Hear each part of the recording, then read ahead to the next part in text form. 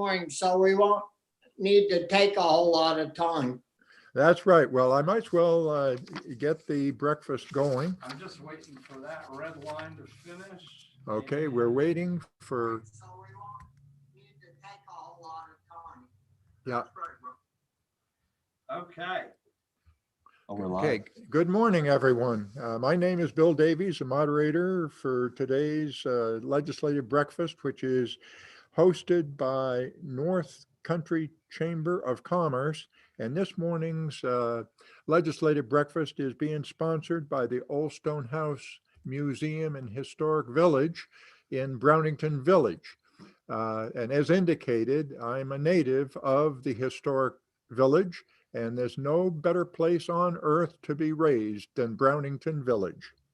In behalf of the Chamber, I'd like to welcome everyone to the final gathering for this year. Hopefully, next year we'll be able to have the legislative breakfasts in real time rather than in Zoom time. I'm also very pleased to welcome Dan Pellerin, the Vice Chair of the Chamber, who organizes these breakfasts. And if anyone does not receive email notifications with reference to the breakfast, please contact Dan and provide him with your email address, and your name will be added to the list so that you'll receive email notifications with reference to next year's legislative breakfast. I'm also greatly appreciative of the hospitality extended to us by NEK-TV for allowing us to use their facilities this year, and my greatest appreciation to Todd Perano for allowing me to be present here at NEK-TV and for making sure that technology is working, especially given that I am admittedly very much technologically challenged, much by choice. This morning, we're very pleased to have with us, and please correct me if I miss somebody, Senator Bobby Starr, Senator Russ Engels, Representative Mark Higley, Representative Vicki Strong, Representative Brian Smith, and Representative Woodman Page. Lynn Batchelor And Lynn Batchelor just joined. just joined us. And is there any other legislator present? Okay. With that, I would call upon each of the legislators to give us a brief overview of their perspective on this year's session.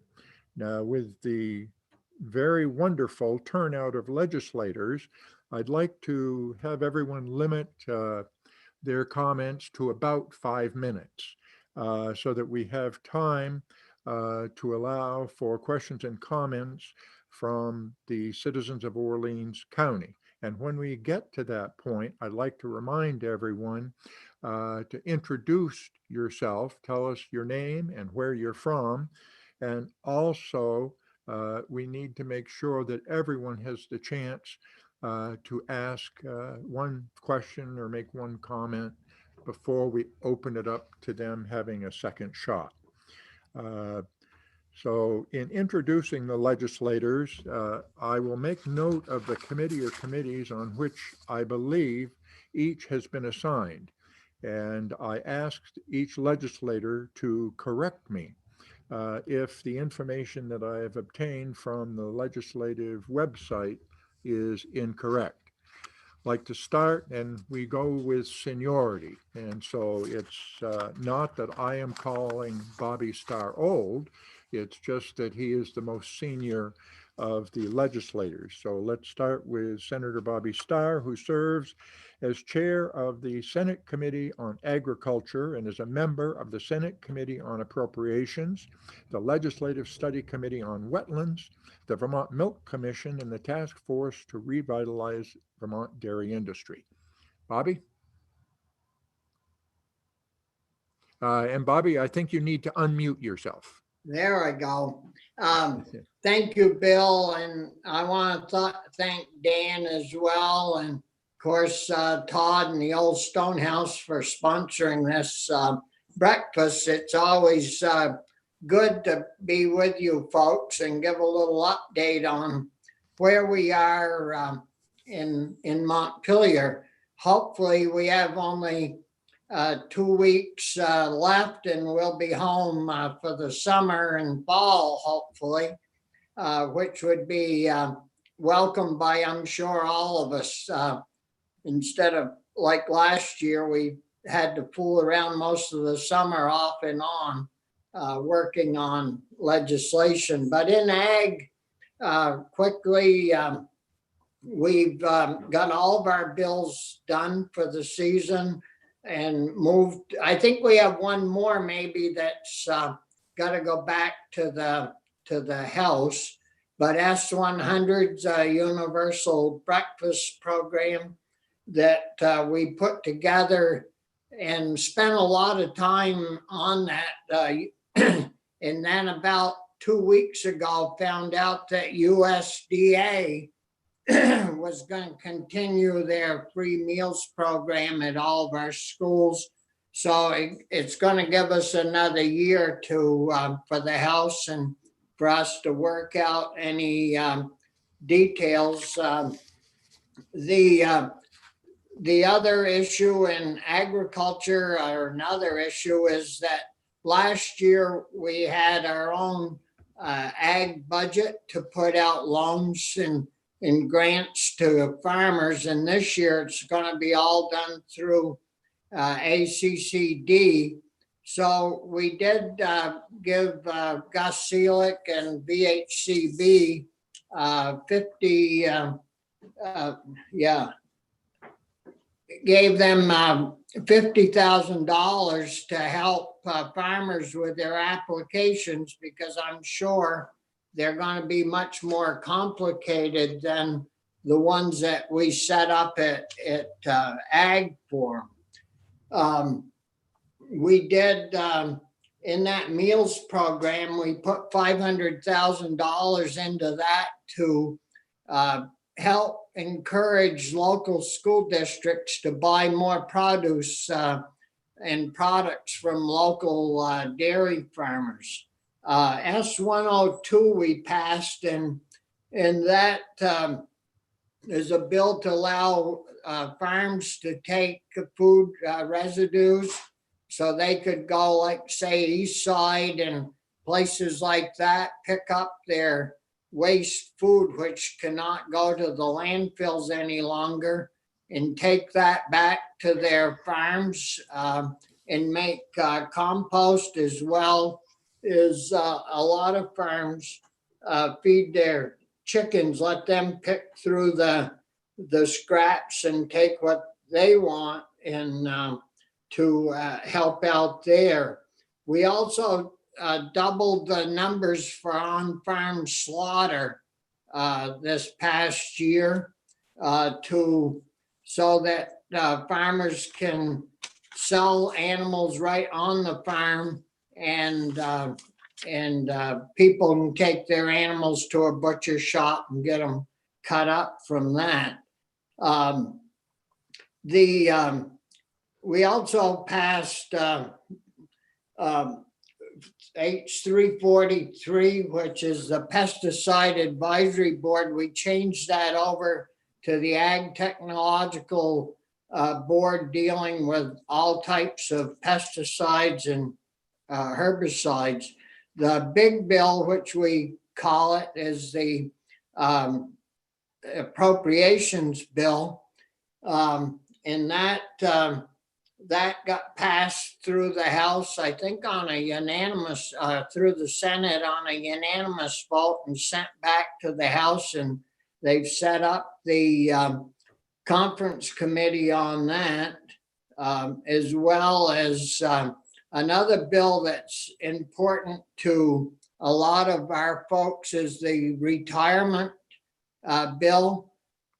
For our state employees, our municipal employees, and our teachers, statewide teachers with them. And I think the Senate Government Operations Committee and the Senate in general did a good job getting that bill out it seems that a lot of the problems with our pension fund, besides demographics, we have more people drawing than paying in because people are living longer. But the other issue was that I don't think, and I personally feel that, people weren't paying attention to what kind of money we were getting for a return. I think Wall Street was milking us dry, selling and buying and selling and buying and taking their cuts. And the bill that we passed revamped the committee that's going to look after that. And it seemed like the teachers were happy with this new bill. Employees were happy with it. And we didn't hear a lot from the municipal employees, but I'm sure that they would be happy with it. And some of these things I've said are, this past year or two, most of us that have invested any money were getting 12 to 20% returns, and they were down getting 3 and 4% and selling stock. So there was all kinds of charges. So I think we're going to work our way out of this without a whole lot of details, and maybe I'd better leave it there so that the rest of the crew can say what they've been doing. So thank you, Bill, and we'll be on the line to take questions. And thank you, Bobby. And our other state senator, Russ Ingalls. Russ serves as clerk of the Senate Committee on Institutions and as a member of the Senate Committee on Transportation. Russ? I want to thank all the representatives that showed today and my fellow seatmate, Senator Bobby Starr, the Old Stone House, and Dan Pellerin for organizing these, NEK-TV, of course, and Todd Prano. And yes, it's awful hard to find a moderator, a good one anyways, but we have Bill. Thank you, Bill. Thank you for stepping up and doing what you do. We've had a pretty good year down there. Of course, it's awful hard not to have a good year when you've got all this money coming in from Washington, and hopefully that will end fairly quickly.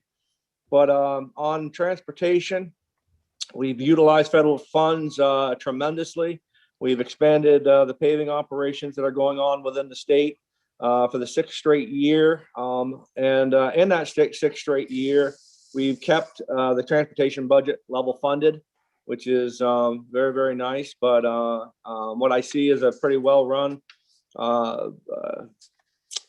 institution, really. I mean, they do a really nice job spending our money wisely, and they're getting a lot done. In my other committee, that's pretty much just trying to figure out what the governor recommends will be as far as in institutions and how we spend the money. That's come along nicely, and it seems like everybody's agreeing on that. Some things that is still to watch out for. We're very, very proud that the governor extended the job search or made it mandatory that people had to do job searches. They've got to do 3 a week now. It's not a Vermont problem that we can't fill these positions. We had 266,000 jobs created nationwide when we were expecting nearly 1 million. So it's not just the $300 federal money that's affecting Vermont, but it's apparently affecting all the nations. And the quickest we can get everybody back to work, I think, is the quickest we can stop borrowing money and get our economy going again. A couple bills. I should have wrote the names, the numbers of them down, but a couple of the bills that are bothering me a little bit. We have a new panel formed that is basically a suspension panel that before any problem students in school can be suspended, we've got to run them through this big panel. I think there's 30 people on this panel. So it's taken a little bit of local control over keeping discipline in our schools. Hopefully we can bring some sense to that and make sure that we don't lose any more local control as we had in the Act 60 bill, or the Act 60 bill that, or Act 48 bill that went through. We're having quite a time with allowing illegals to vote in some of our cities. That is only problematic. Everybody says, well, why don't we let the cities or towns decide on what they want to do? Well, it doesn't just affect the cities and towns. A lot of these people who get elected on the local level will go further into politics, and then they will get into state level, they will get on the national level. And so, you know, I think one of the greatest things that we have in this country is the right to vote. And it was the premise on that you had to be a citizen of this country to have that honor. And so we're kind of fighting that a little bit, and hopefully it's just a few cities and towns that think that that's important for them. But all your delegation here has been strongly steadfast, trying to keep that just at a few cities that think that that's what they want. They're on the verge of making buprenorphine legal to carry around for the people who have had addiction, and to help them get off addiction. It's been a great tool, but I don't think that you can ever get off of addiction completely until you're off of everything. And I think that that's going down the wrong path of keeping people on addiction. You know, I'm glad that it's helped people get clean, but the only way to get clean is to get clean. We're still working on the mail-in ballot situation, where we're sending live ballots to anybody and everybody within the state. I got to give a shout out to Samantha LaFave and Mark Higley for fighting really, really hard to get some concessions in the House on S15 to bring some sensibility to that bill. Basically, it just allows a ballot to go out to anybody, and we all know somebody or a bunch of people who've gotten just multiple ballots, or ballots for people who have died, or ballots for people who haven't lived in the House for a long time, or in the state for that matter. That's just a bad precedent to set. Those are legal live ballots floating around out there, and it takes some of the integrity of our elections away. Other than that, it's been a good session, I think, to echo Senator Starr, we're looking forward to getting back to our day jobs. It is the greatest part about being in the legislator, as a legislator. It's we all have jobs to go back to, and it's nice to get done the work in a timely fashion and get back to what we do to make a living. But again, I thank everybody. I think I gotta just thank our delegation. I think that we do a nice job of representing the area. We all work well together, and I appreciate, as a first-time legislator, the phone calls and emails and texts and conversations that I've had with everybody. And thank you very much. Russ. Now moving to the House, and again in order of seniority, start with Representative Mark Higley. Thank you. And just to follow up on what Senator Ingalls was talking about in S15, that's the vote by mail bill. Representative LaFave and myself were able to get a couple of concessions, and that's why we supported the bill in the end.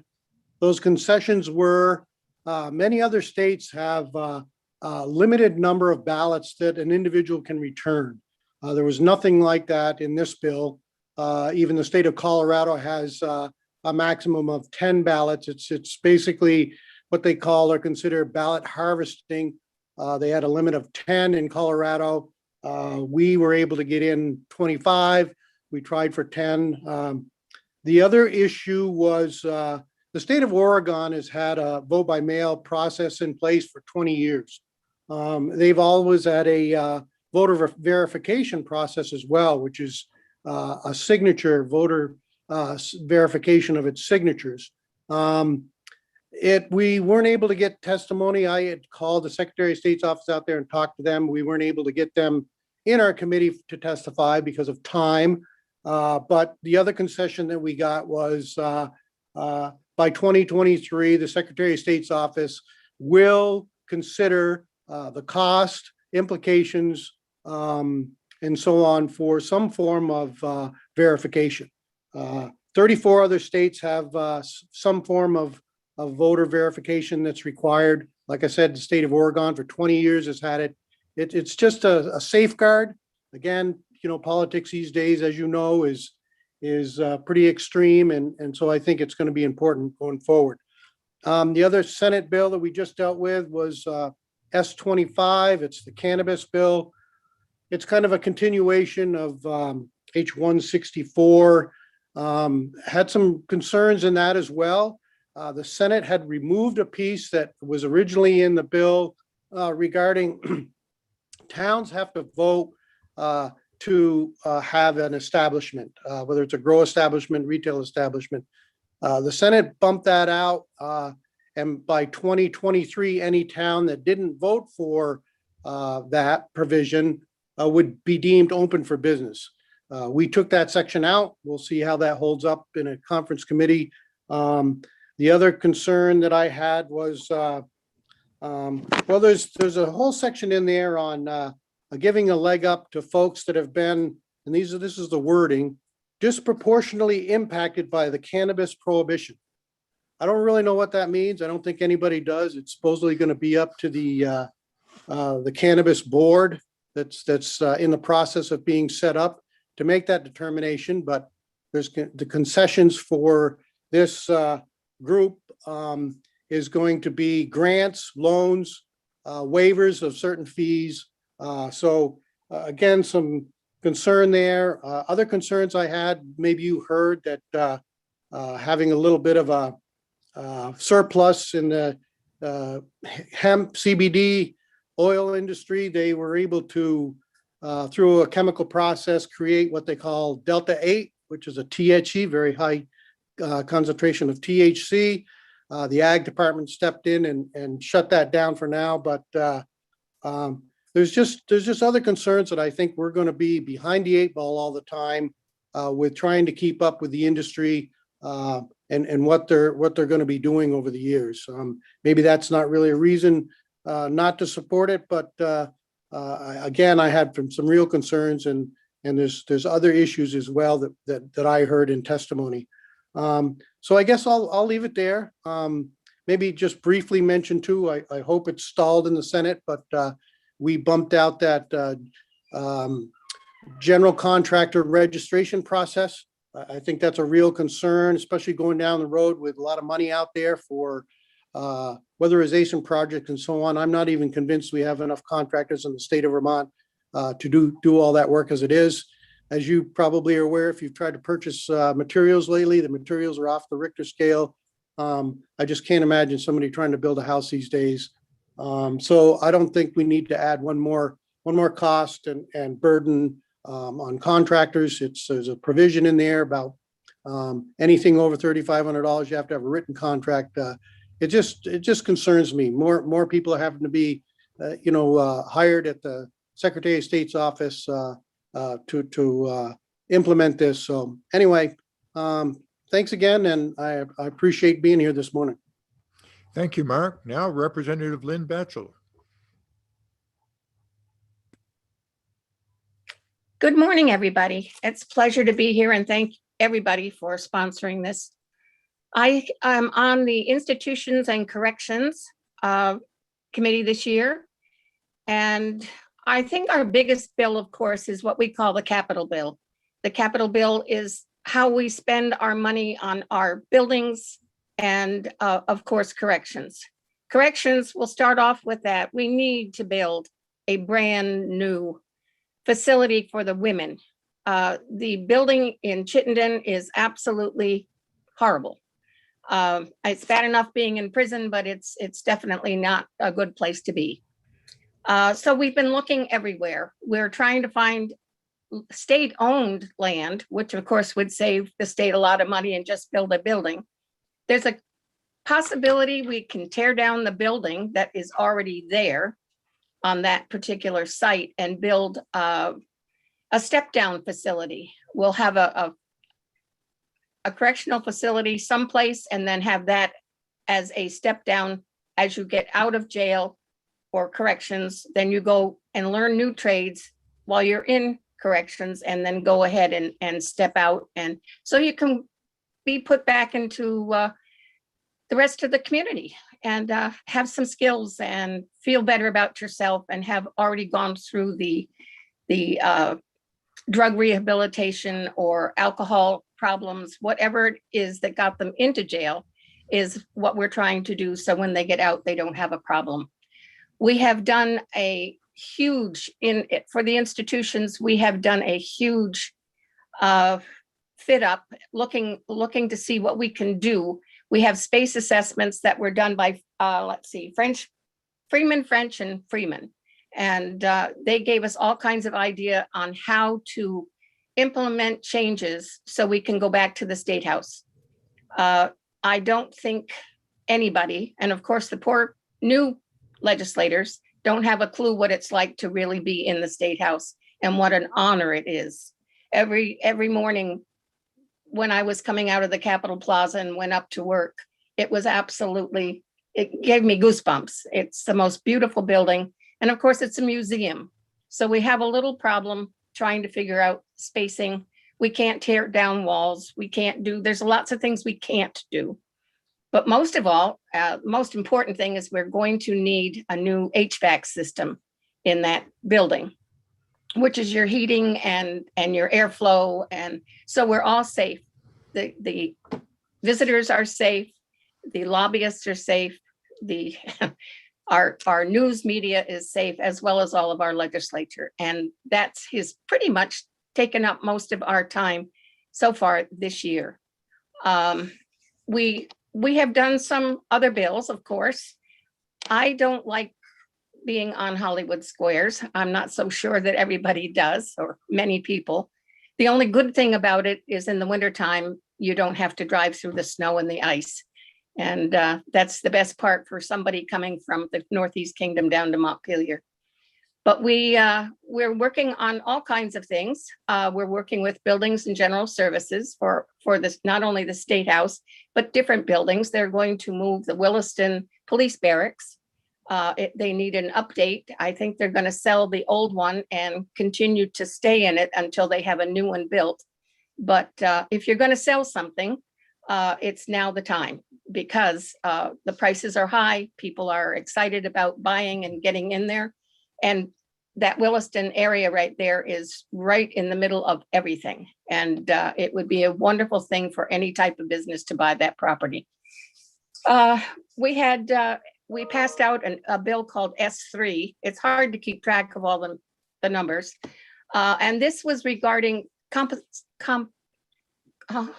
whether or not you're competent enough to stand trial, or whether you have a mental illness, or whether you have what kind of problems you have as far as getting a fair trial and understanding what it is that you're being charged with. So we passed that. And of course, everything in the House, I always tease the Senate. I said, we do the hard work, and then we pass it through to the Senate, and then they make their own changes, and then it comes back to the House again. So, but I keep telling them they really, they need to do a heavy lift as well as anybody else. But they know I'm teasing. But I'm not going to say too much more. We have to worry about our Lake Memphremagog. We're having our committee bill, which is 438, which is the capital bill. The Senate has decided they want to reef or sink the Adirondack ferry in the lake. Now, we've spent millions of dollars to keep the lake clean and unpolluted. And here they want to send this ferry boat, which is a metal hull that still has paint on it, wood that still has your oils and the other things from whatever it takes to run a ferry boat, and cars being on and off it all the time. And so we're fighting it, and they're pushing back. They want it reefed, and now it's in court, not from us, but other people. Environmentalists have said, no, let's not sink the Adirondack. There's already wrecks down there. There's 4 or 5 wrecks already on the bottom of the lake that divers go and look and, explore, that are already attracting the fish and so on. So I'm sure for the ferry boat people, it would be cheaper to sink it than it would be to tear it all apart and take it away. So, but we haven't finished the capital bill yet. It should be coming out this week. And the other thing they want is walleyes. Yes, fish, walleyes. They want to be able to have the walleyes put back into the lake. But I get a little annoyed and say, come on, Memphremagog is as much danger as Lake Champlain. We have 175,000 Canadians that use Lake Memphremagog for their drinking water. And we need to make sure that it's pure as we can possibly have it. And right now we have fish that have lesions. So there's something that's not quite right.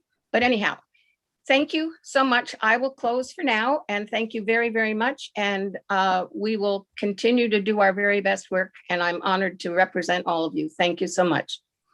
Thank you, Lynn. And now I'd like to call upon Representative Vicki Strong, who serves as a member of the House Committee on Agriculture and Forestry and the Legislative Advisory Committee on the State House. Vicki?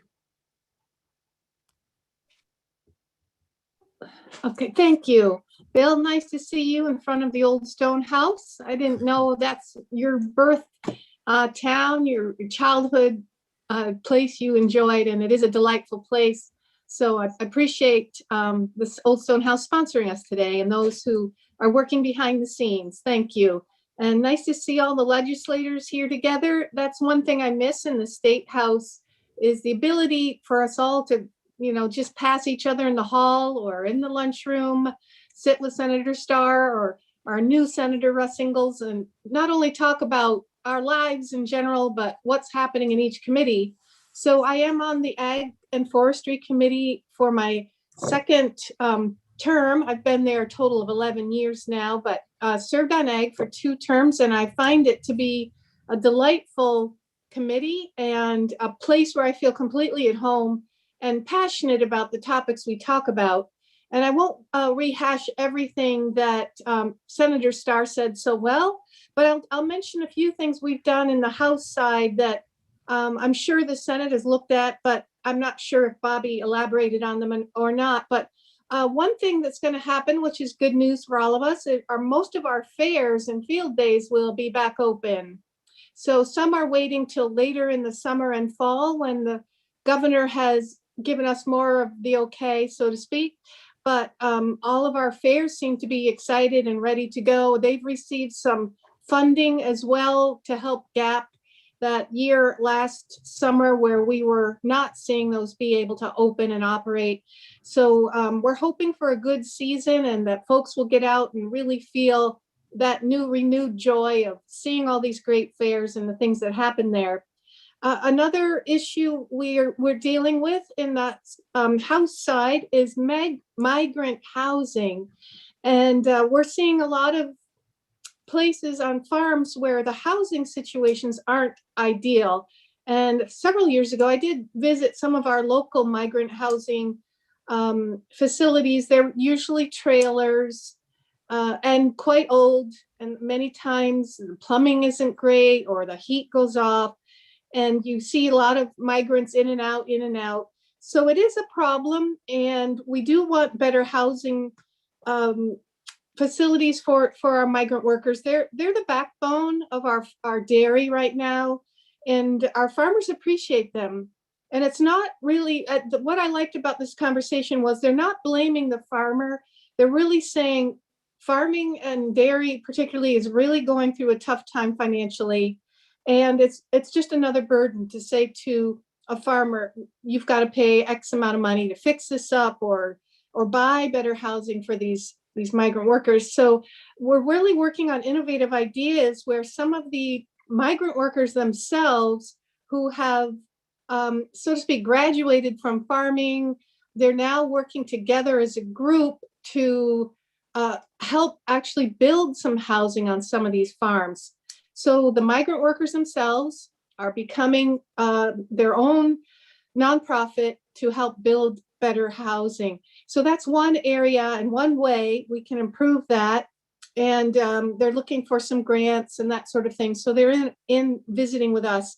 But it is heartening to see that it's a mutual understanding between farmers and migrant workers. We have to work together, and we want to make this a better situation for them all. Overall, I would have to say that this has been the year of commissions, study groups, boards, and working groups, and that have been in almost all of our bills.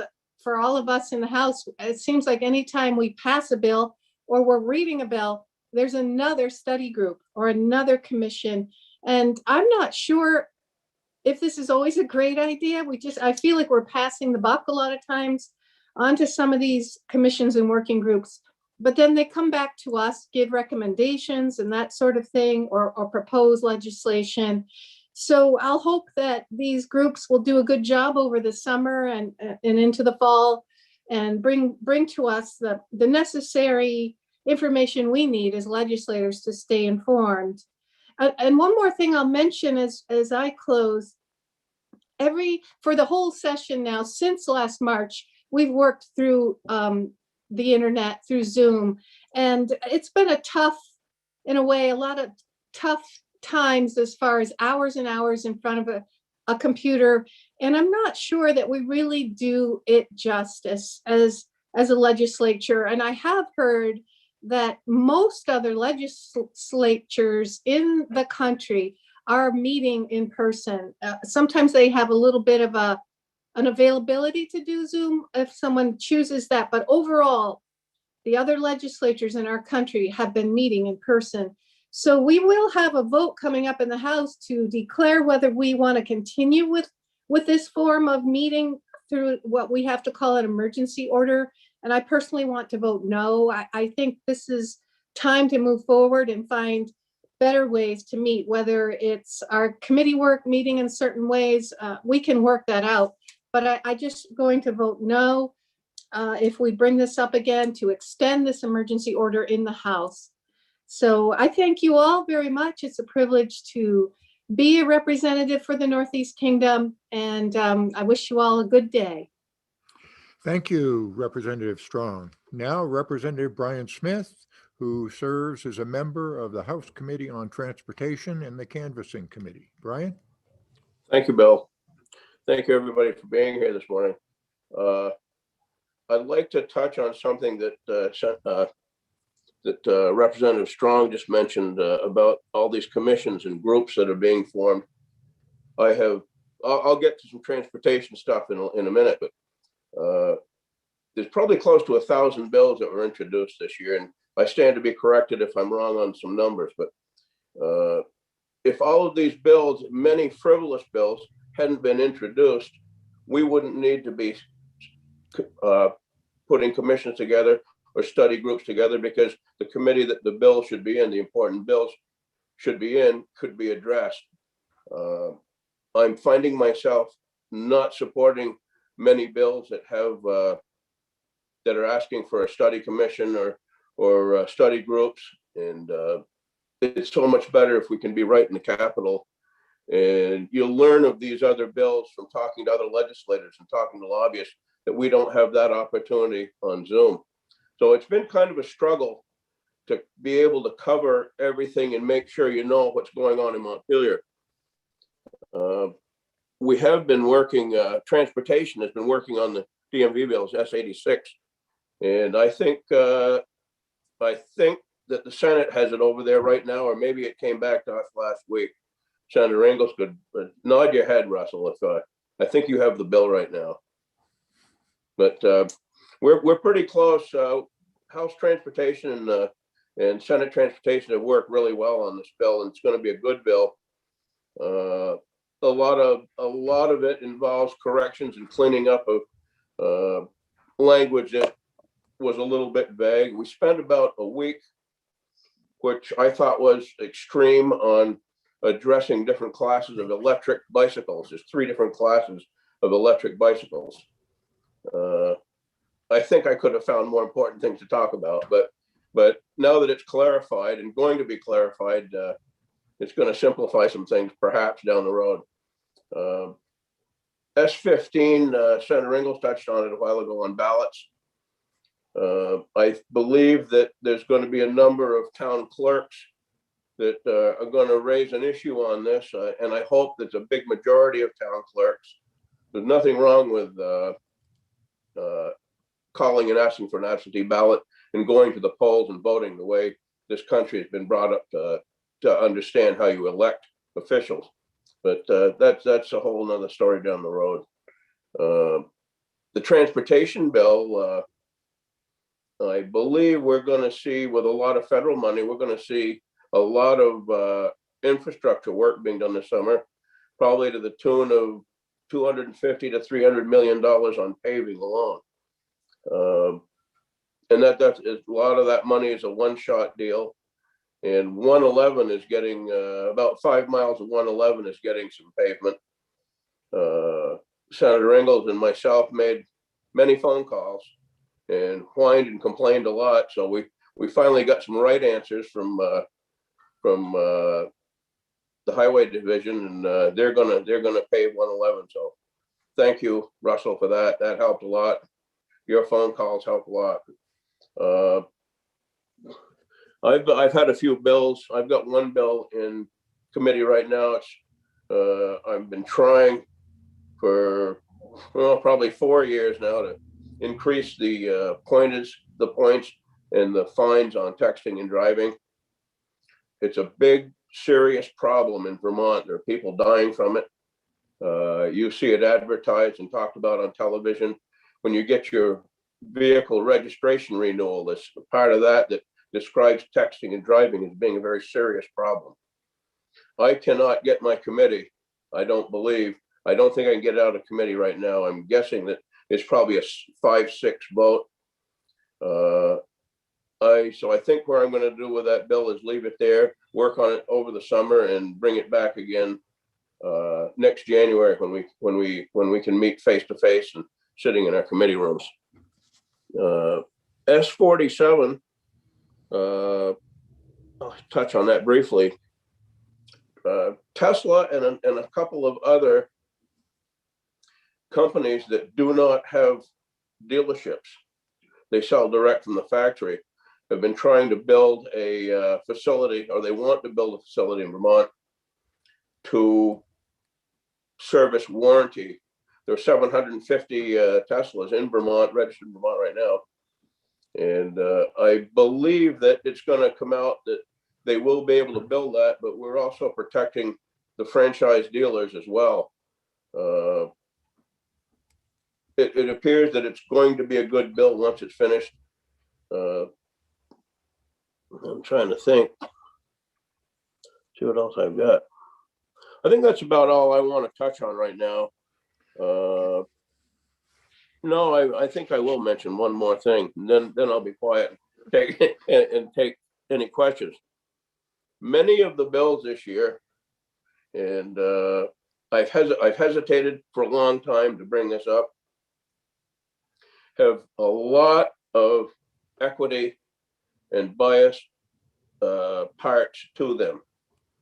I've struggled with that a little bit as far as supporting some of these bills. I don't believe that there is the problems that some other states and some other areas or organizations have addressed in Vermont. I think Vermonters are a fine group of people, no matter what color they are, what color we are, or what gender we are. I believe there are organizations that have been making mountains out of molehills, and every other bill that we're seeing, and how not every other one, but many involve social equity, racial equity, and I wish they could separate that and concentrate more on some of the important bills that mean a lot to Vermonters. The teacher's pension needs to be addressed a lot better than it has been, but we're getting there, I guess. That's where I'll leave it right there. So thank you for your time, and I'd like everybody to know that they should go and visit the old stone house this summer. It's a pretty nice place. Thank you, Brian. Now Representative Woodman Page. Well, hello, everyone, and I'd like to thank everyone involved in setting up this legislative breakfast. And I'd like to wish all our mothers and a very happy Mother's Day. I hope everyone had a nice Mother's Day weekend. Representative Marcotte could not be here. He's getting his second COVID shot, but and he asked that I address that. And I'll just say that Mike Marcotte and his Commerce Committee has done a great deal for Vermonters and businesses in trying to help sustain them and keep Vermonters and our businesses going during this pandemic. I would also say that this year's legislative session has been a mixed bag, with some good things that have come out of it and some negative things, which you've all heard. Some of the negative things I would say would be a proposal to recommend to our congressional leaders to promote the District of Columbia and Puerto Rico for statehood. That's a national item. It shouldn't have been addressed. It should be focusing more on local and state issues.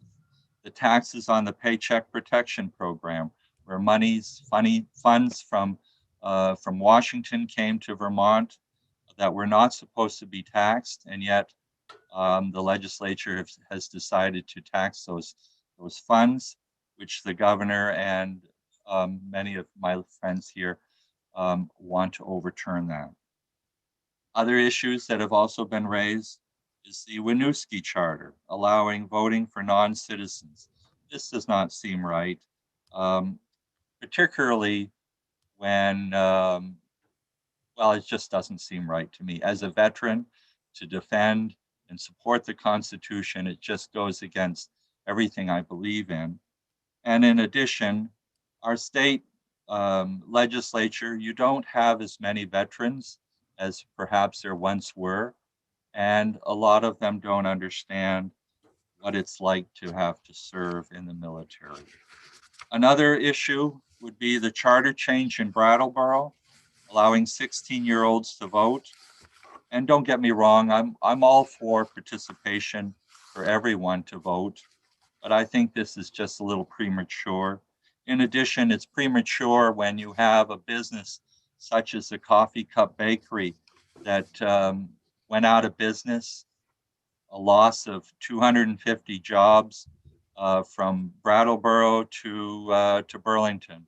And I would have thought that the Brattleboro delegation would have put its focus on that issue as opposed to voting for 16-year-olds. But it's not all bad in the state legislature. I think in our healthcare committee, we've done some good. As Brian said, we have spent a lot of time on equity in healthcare. There was a bill regarding this, and I did vote in favor of it.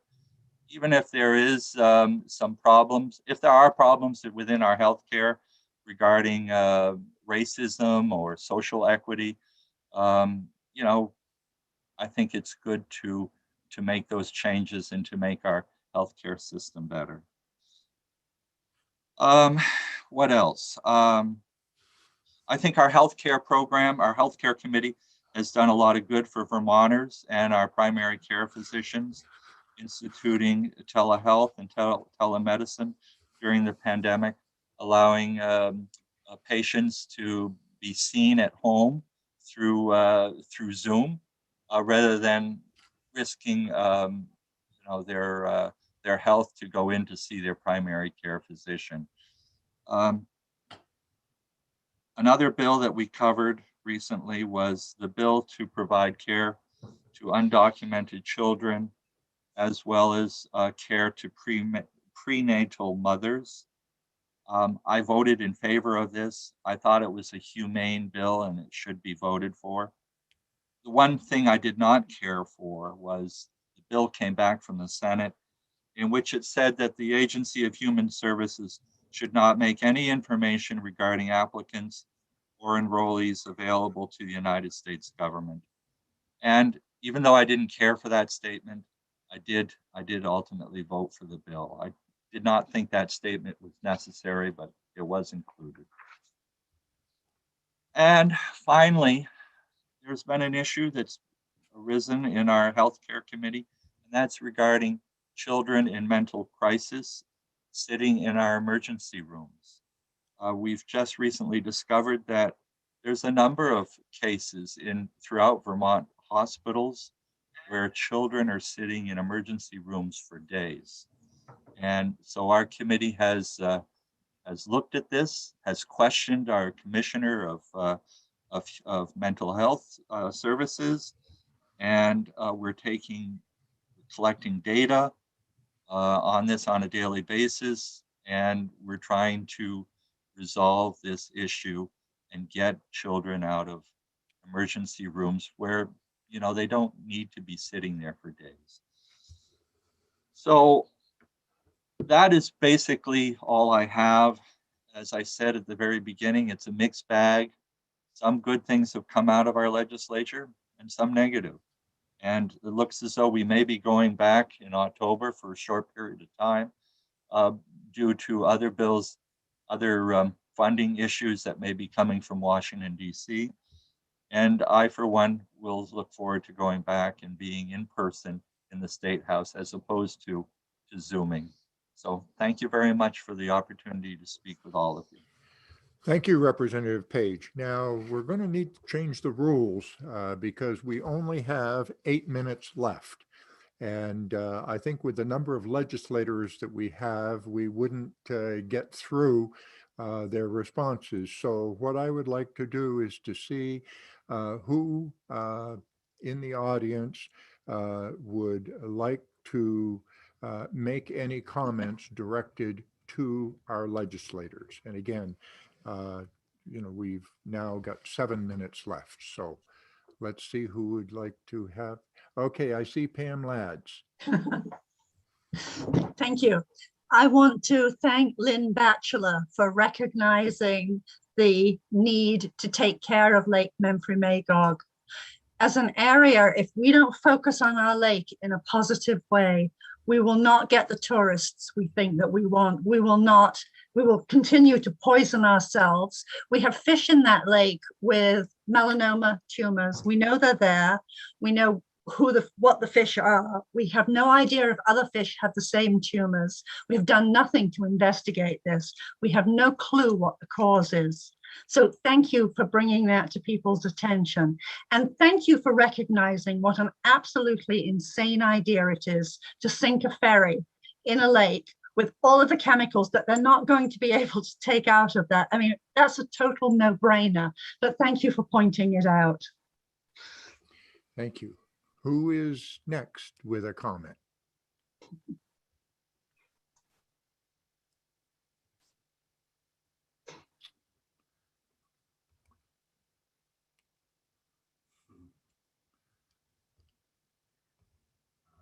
Okay, I don't see that we have any other comments. I guess that must mean that the citizens of Orleans County are fully satisfied with everything that is going on with our legislature, and that they heartily endorse the actions taken by all of our legislators for the entire past year. And again, I don't see that anyone is stepping forward to correct me.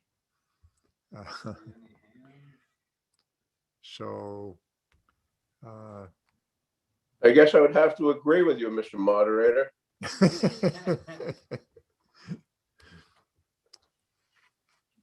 Well, we've got 5 more minutes. Now, I know that we have many legislators who could certainly fill up the 5 minutes, and I see Senator Ingalls. Would you like to fill up 5 minutes? Well, I'll take a minute or so. I just wanted to bring up one other concern that I had, and I want to explain why my concern is. We passed a bill that's going to allow illegal immigrants into the healthcare system of Dr. Dinosaur, and at first glance, the people have said, well, it's not a lot of money to do that. It's not a lot of, well, we ought to do that. We ought to take care of them. But I'd like to see the legislators create more opportunity to have illegals become legal.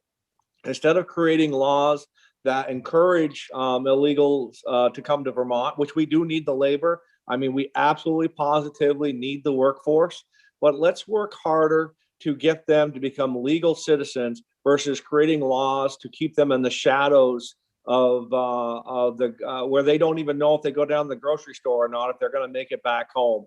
Let's use the government to go to these farms and workplaces where they're at and help them become proficient in English, help them fill out the necessary documents needed to become here legally on some form of guest program or worker program or visa program.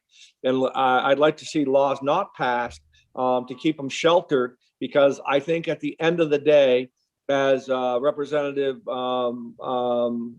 Vicki Strong had said, we have these people here, let's help take care of them, but let's help them become legal versus keeping them in the shadow and encouraging others to come here, because there's programs that will let them sneak under the radar. So I'll yield the Senator floor. Starr. And please turn your mic on or unmute you. Oh, did he just shut himself off? Where did he go? Senator Starr? Oh, there. Hi. There he is. Yeah. Yeah, I just wanted to follow up on Vicki's statement about helping the fairs. We did put another 500,000 in the budget on the Senate side to help our fairs get open back up for this fall, as well as helping them last year with that. And so that should really give them a boost. And we also, we have $10 million in housing at VHCB, who works, VHCB works with a lot of farmers from one end of the state to the other. And there's a chunk of that money that's going to be going to help farm labor housing out of that 10 million. So there should be help on the way for that.